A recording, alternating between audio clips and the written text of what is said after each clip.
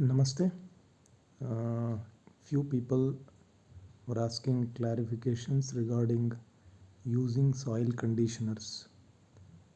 Yeah, in that context, I am here with this video.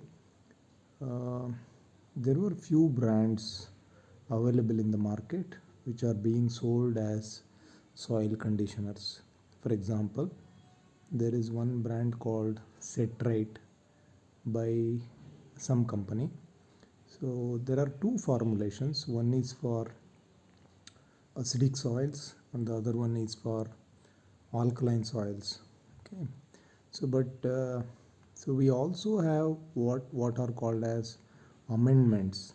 Okay. Generally, the amendments used to rectify or correct the soil pH in case of acidic soils are lime, dolomite. These are generally used liming materials. Okay. Or sometimes yeah, these are widely used liming materials, either lime or dolomite in case of acidic soils. In case of alkaline soils, we generally use gypsum. Okay.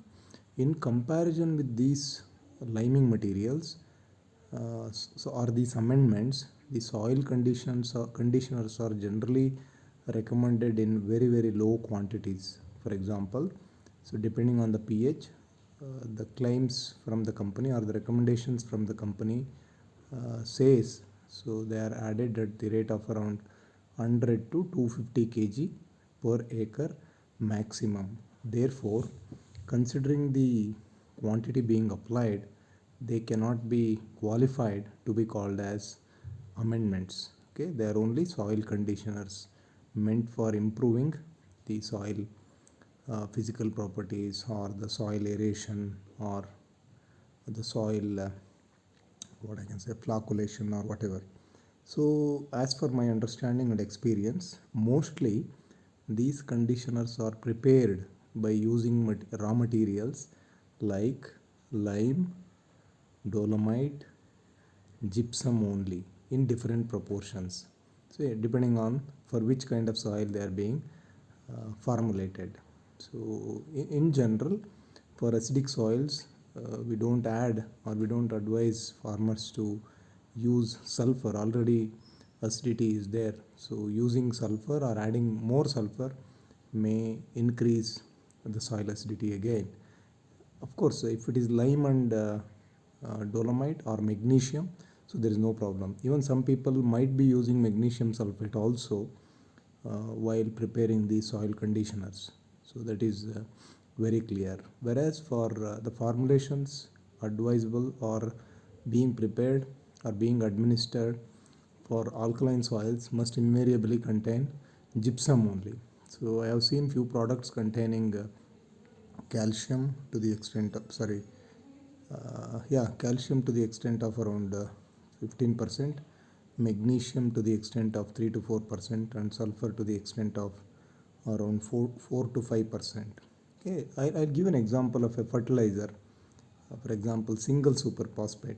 So if you apply single superphosphate, it is not only source of phosphorus, it also contains calcium around 21% and sulfur around 12%. So calcium and sulfur both are there. Only thing is magnesium is missing in this. So it is sensible to use single superphosphate as a source of phosphorus and also as a source of to some extent calcium and sulfur, especially in alkaline soils. So therefore, so if we see the prices of these soil conditioners being marketed, at least in Karnataka, they are not less than 550 rupees per 50 kg bag. So whereas if you see the prices of either lime or dolomite or gypsum, it's very negligible, not even 5 rupees per kg. So that's the scenario. So therefore, and the soil conditioners being marketed by different companies, so they may not have much impact on the soil pH. Therefore, there is no question of calling them as amendments. Okay, so in that context, so they may not offer great value for money. So this is regarding the soil conditioners. Various companies have formulations being marketed, and few companies marketing these products when there are no subsidized lime or even gypsum available in the market. And many times, so they are linked along with regular fertilizers like urea or SSP or DAP. So farmers sometimes have no say, they have to buy when they are linked. So this is the issue with these these soil conditioners. So one should really understand and keep all these things in mind. And mostly they contain calcium, magnesium, and sulfur in varying proportions. Okay, in acidic soils, because the leaching mainly the losses are consisting of calcium and magnesium. So therefore, of course, there is nothing wrong in adding these conditioners, but at what cost is the question. So because they are not offering any other advantages. Okay, so as far as cost is concerned, definitely they are not a viable choice, and they do not have any other advantages over regular no amendments to rectify their soil pH.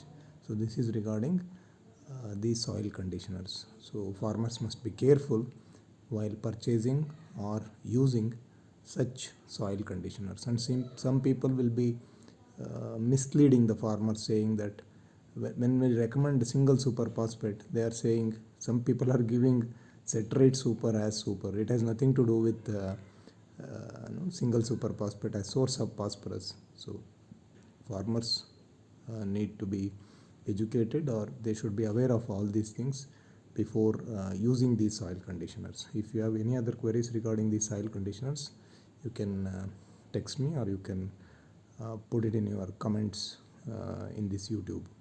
Okay, or if you have any other information regarding these soil conditioners, kindly share with us for the benefit of the farming community. Thank you so much.